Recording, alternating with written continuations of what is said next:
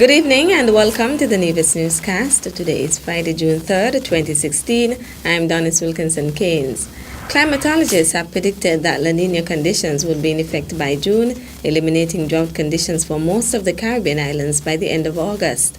So notes Director Brian Dyer, who represented the Nevis Disaster Management Department at the May 30th to 31st CARICOF in Dominica, where the wet hurricane season outlook for 2016 was presented. June and July would see near normal rainfall. September and October would see above normal rainfall. There will be high moisture levels. With regards to rainfall, the wet day, we expect 35 to 70 days between June, July, and August to be wet, receiving 1 millimeter or more in rainfall. With regards to wet spells, we expect, or they are predicting, 7 days wet spell, and we can expect 3 to 6 7-day wet spells during the months of June, July, and August. We have an extreme wet spell of 1 day predicted between June, July, and August. Dyer says with the predicted extreme rainfall, precautionary measures would have to be discussed with the department's sector partners. We will have to have discussions with the water services for them to protect their infrastructure. The agriculture department with regards to the planting of crops and also erosion that may occur because of heavy rains. The health risk, presently the Caribbean is facing the impact of the Zika and chikungunya viruses, and they would have to also take precautionary measures, additional precautionary measures with regards to the impact of the excessive rainfall that is anticipated or predicted. And we also have to be in mind of the impact on our coastal areas with regards to the excessive flooding and solid waste that can be washed into the sea that could impact our flora and fauna. Noting that traditionally Nevis is prone to flash flooding, Dyer says his department anticipates some impact in that regard.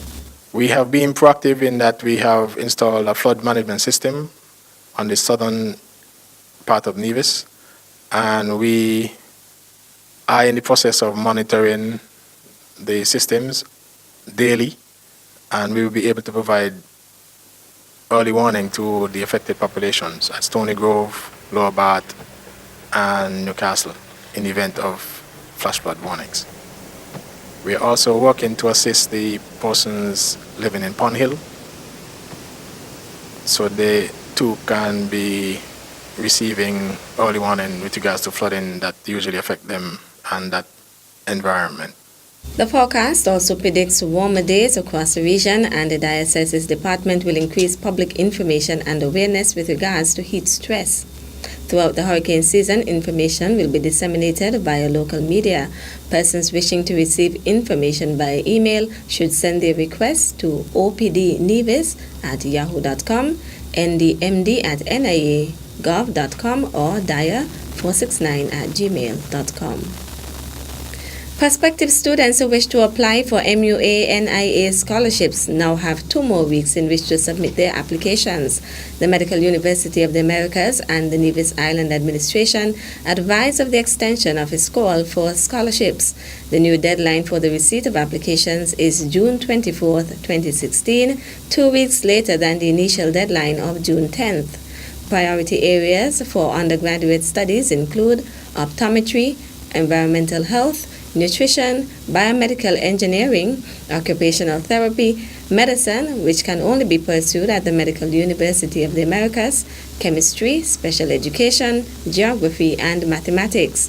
For further information on the application process, contact the Ministry of Health at min.health@nia.gov.com or 469-5521, extension 2022 or 2296. The Ministry of Tourism's Photographer of the Year, Sylvester Meade, on Tuesday had his winning photos mounted in a display at the Vance W. Amory International Airport. In a brief ceremony, Minister of Tourism, the Honorable Mark Bantley, commended Meade on his accomplishment. It is my hope that every Nivision, every visitor, will take an opportunity to see these beautiful photographs done by Mr. Meade, and that he continues to be encouraged and to move from strength to strength. Sylvester Meade, I want to congratulate you. I want to wish you all the very best and to say to you that you're doing some incredible work in terms of photography. Even to my untrained eye, I can tell that it's incredible. So I want to encourage you and continue and hope that next year you come back and the years to follow, that you will continue to be part of this initiative that we've taken, which really is to promote all that is good and beautiful about the island of Nevis that we all love so much. Meade expresses gratitude to the Ministry of Tourism for affording him the opportunity to make his mark. I'm really humbled by this, you know, when you can do something and people appreciate it, it makes you feel good inside. Photography is inspiration for me. It inspires every time I look out at nature, and everything that's around me really inspires me, because Nevis is a gem, you know, it's a diamond that we just need to polish every now and again. Through my photography, I hope to do a lot of that, you know. I just want to say thanks. Delivering remarks on behalf of the Nevis Air and Seaports Authority was General Manager of the Vance W. Amory International Airport, Stephen Hanley. We congratulate Mr. Meade on his achievement and encourage him to continue to build on his success, and like an artist, to feel the art, like a musician, to feel the music, and as a photographer, to capture the beauty to photography, where sometimes we see none. The frames for the pictures were made by the employees at the Nevis Craft House. Meade's photographs will be displayed in the lobby of the Vance W. Amory International Airport until March 2017. Meade was judged the winner of the Ministry of Tourism's Photographer of the Year award held at the Nevis Performing Arts Center on March 18, 2016. Still to come, Commissioner of Police responds to Chamber's concerns about crime. The details after this break. It only takes a few minutes for rising water to become a flood. Are you ready? Prepare your family and community. Look for rapidly rising water. Act. Go to safety immediately. For more information, contact the Nevis Disaster Management Department.